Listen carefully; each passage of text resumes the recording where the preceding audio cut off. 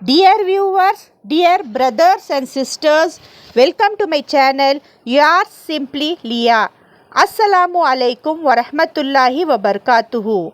Al-Quran juice 2 சுருக்கத்தை காணலாம், கேட்கலாம். நண்பர்களே, இந்த மதிப்புமிக்க தகவலை அதிகமானவர்களுக்கு பகிருங்கள். இது ஒரு பெரிய சதகாய ஜாரியா, அதாவது நிரந்தர நட்பணி ஆகும்.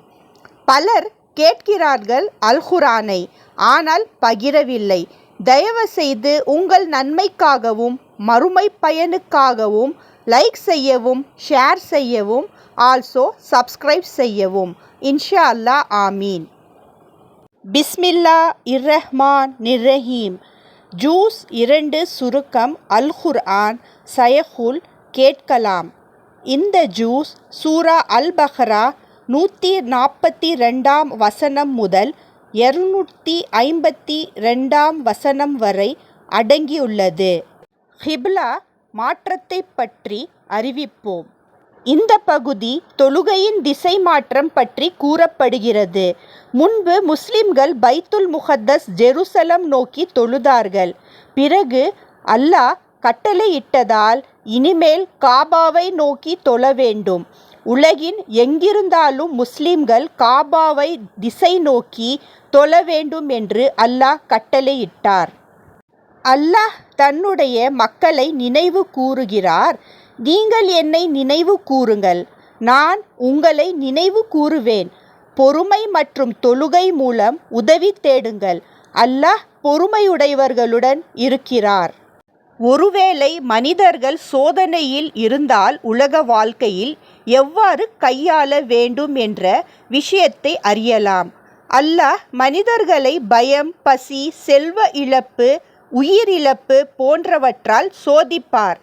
பொறுமையுள்ளவர்கள் சொல்வார்கள், நாங்கள் அல்லாஹ்வுக்கே சொந்தமானவர்கள், அவரிடமே திரும்பி செல்வோம்.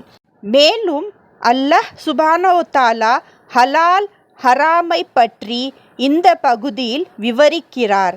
அல்லாஹ் தடை செய்தவை சாவு மிருகம், இரத்தம், பன்றி இறைச்சி, அல்லாஹ்வை தவிர மற்றவர்களின் பெயரில் அறுக்கப்பட்டது ஆகும். மேலும் இந்த சூரா முழுமையான வாழ்க்கை முறையை விவரிக்கிறது. இந்த சூறாவில் தொழுகை, ஜகாத், உம்ரா, ஹஜ், திருமணம், விவாகரத்து, இத்தத் காலம், வர்த்தகம், கடன், தானம் போன்ற வாழ்க்கை விதிகளை கூறப்பட்டுள்ளது. மேலும் இந்த சூறாவில் உண்மையான நட்பண்பு பற்றி விவரிக்கப்படுகிறது. நட்பண்பு என்பது அல்லாஹ்வின் மீது தக்வா கொள்வது, மறுமை, மலக்குகள், வேதங்கள், நபிகள் மீது நம்பிக்கை, உறவினர், ஏழைகள், யத்தீம்கள், பயணிகள் ஆகியோருக்கு செலவிடுதல், தொழுகை மற்றும் ஜகாத் கொடுப்பது, வாக்குறுதி காப்பாற்றுதல், கஷ்டத்தில் பொறுமை. மற்றும் ஹிசாஸ் என்றால் என்ன? ஹிசாஸ் நியாய தண்டனை ஆகும்.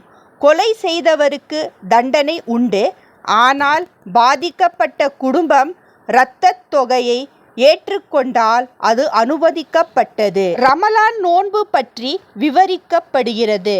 ரமலான் மாதத்தில் குர்ஆன் அருளப்பட்டது. அந்த மாதத்தில் விடியற்காலம் முதல் சூரிய அஸ்தமனம் வரை நோன்பு கடைபிடிக்க வேண்டும்.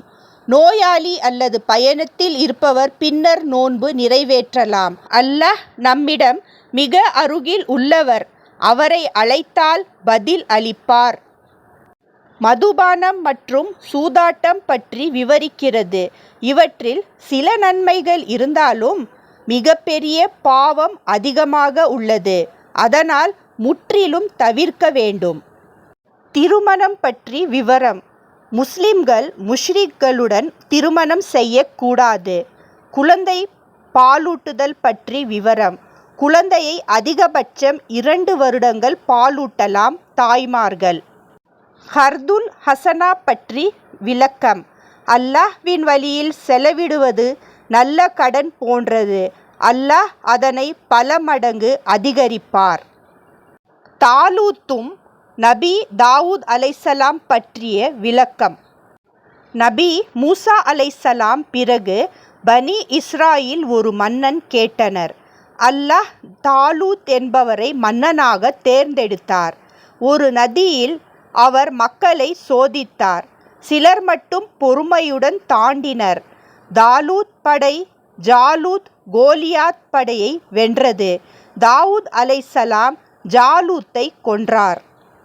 படையில் குறைந்த எண்ணிக்கை இருந்தாலும் பொறுமை மற்றும் நம்பிக்கையால் வெற்றி கிடைத்தது.